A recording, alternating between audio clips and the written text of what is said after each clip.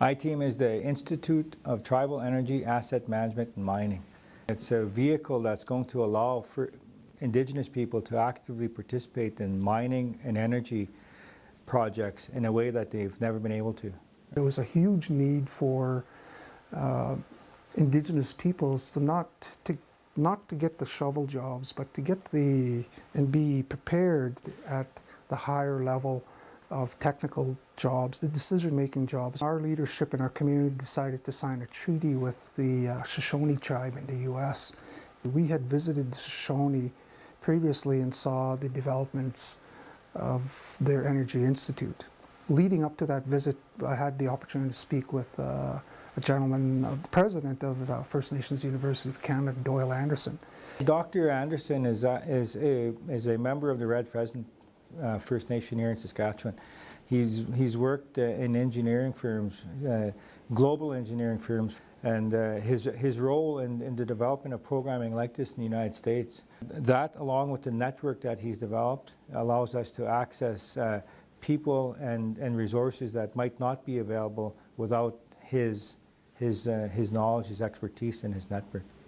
First Nation University provides the capacity that we don't have, the expertise and the experience to set up this joint venture with the Shoshone. We have a community-based program that we've developed here at the First Nations University over 35 years of development, and we're enhancing that infrastructure to be able to facilitate the delivery of it to a broader audience. And that's going to allow us to ready students.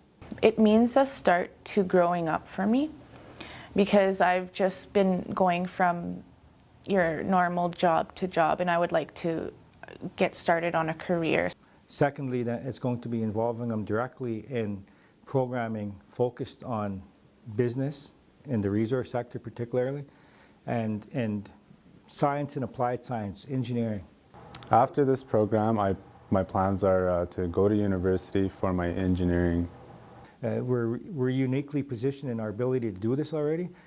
We have a lot of access to Indigenous knowledge that other institutions don't have access to, and we're uniquely positioned in our ability to partner. We're looking at accreditation, you know, and eventually this Energy Institute being a fully bona fide higher learning institution that's connected with other energy institutes in Canada or in the U.S. We're always trying to move up to the next level by bringing Doyle and Bob and the First Nations University. It's just a big step up in achieving higher levels of achievement in education.